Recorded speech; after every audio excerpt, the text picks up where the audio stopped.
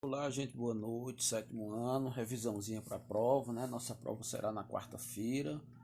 Vamos fazer assim, quem não for inscrito no canal, vamos lá se inscrever, né? A gente deixar um likezinho aí para fazer a gente ter mais coragem, né? Para estar fazendo essas revisõezinhas aqui nesse canal. Então vamos lá, né? Começando aqui sobre a questão do renascimento. Eu passei dois capítulos para vocês estudarem. Foi da página 34 até a 54, se eu não me engano. Então, deixa eu só conferir aqui, gente, se foi da página 34 a 54. Aí eu falo para vocês agora. Tô aqui meio cansado não, tô aqui muito cansado, né? Cheguei de viagem. Tá aqui da página 34 a 54, isso mesmo que eu estava falando. Então, sobre o Renascimento, você vai tentar entender qual é a característica do Renascimento. A característica do Renascimento, gente, ele era baseado no antropocentrismo, na valorização da cultura greco-romana, na valorização da ciência e da razão. Tinha uma busca constante pelo conhecimento em várias áreas, na medicina, na matemática, na história, na geografia, na física, na química, na filosofia. Em várias ciências existia a busca constante de conhecimento. Para quê? Para provar que a ciência está certa.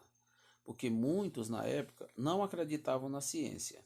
Então eles tinham Deus como centro de tudo, a Terra era parada no entendimento deles, o Sol era que girava ao redor da Terra, o centro do universo seria a Terra e não o Sol. Mas com as teorias, né, desenvolvidas no Renascimento foi justamente o contrário. O Sol que é parado, é o centro do universo, a Terra gira ao redor dele. Então, os outros planetas também existiam, as estrelas têm luz própria, o Sol também tem luz própria, a Lua recebe brilho do Sol. Então, tudo isso foi descoberto durante o Renascimento. Você vai encontrar isso aonde? Aqui, logo nessa primeira parte, aqui na página 34, na página 35, vai falar muita coisa sobre esses detalhes, né? Outra questão que eu quero que você entenda é essa daqui, ó. É sobre a questão dos artistas, né? Os artistas do Renascimento. Gente, o Renascimento existiu vários artistas, né? Pintores, né? Escultores, pessoas que trabalharam com essa coisa da como é que eu posso dizer? Da expansão da arte, né? Colocar a arte como um instrumento do Renascimento. Olha aqui o cara, Leonardo da Vinci, Michelangelo, Rafael Sanzio, Tiziano. Onde é que está, professor? Página 40, quase 44. Página 44 está falando desses caras. Aqui tem a definição de todos, quando nasceram, quando morreram, as suas principais obras. Vejam isso daí, Michelangelo, Rafael Sanzio, Leonardo da Vinci, Tiziano, esses caras aí, gente, eles são muito importantes, foram muito importantes para o Renascimento. O Renascimento foi uma forma de reintroduzir na Europa, reintroduzir no mundo, no pensamento filosófico da época, a cultura greco-romana, os fundamentos da ciência, que a ciência realmente ela é muito importante para o desenvolvimento da humanidade, a questão da liberdade econômica, da liberdade religiosa, isso tudo foi base, né, para que o renascimento acontecesse. Outra questão que eu quero que você aprenda, entenda é essa, ó. Essa aqui, gente, ó. Na página 36 você vê uma imagem.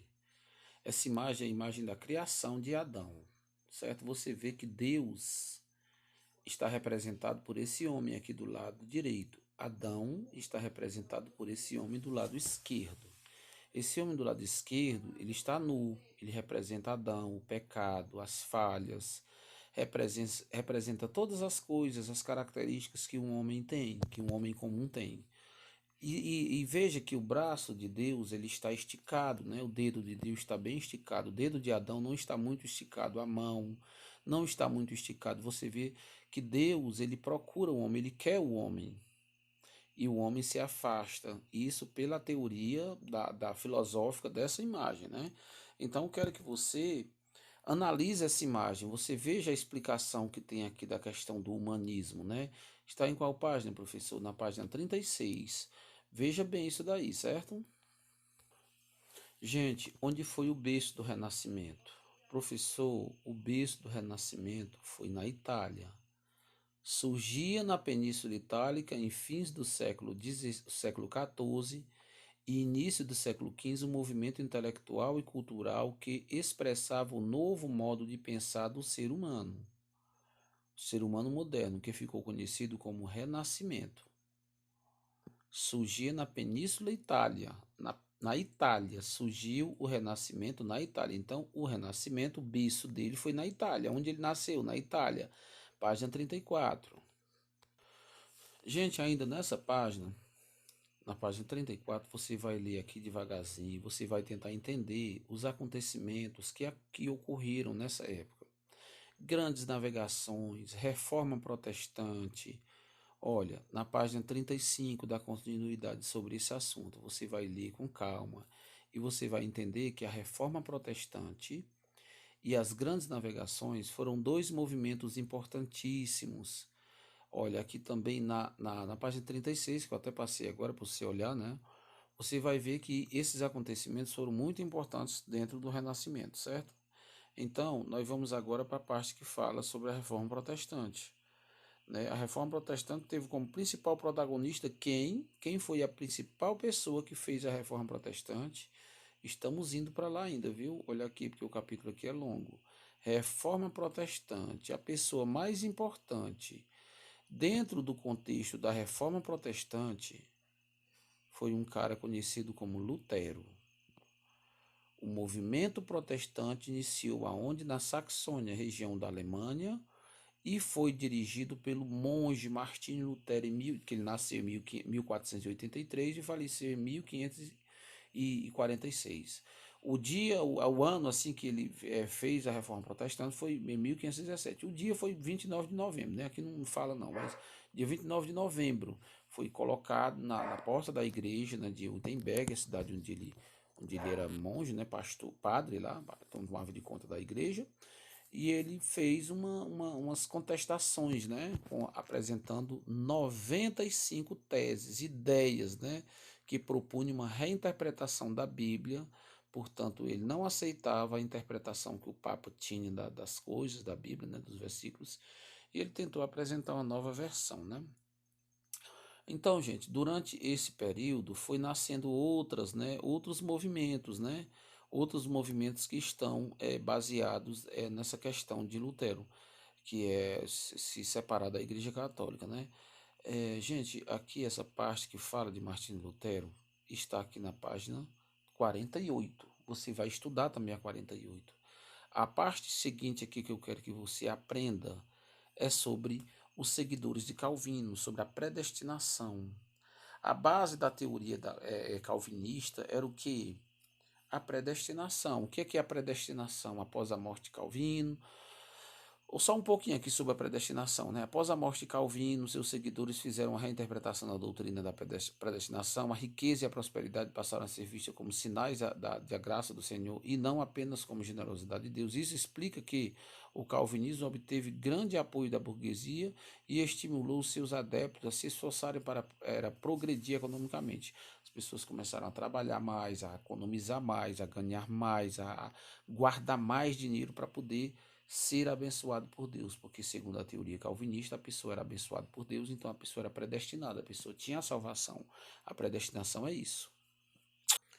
Gente, aqui nós temos um ponto que fala da igreja anglicana, onde foi a reforma que aconteceu, a criação da igreja anglicana lá na Inglaterra.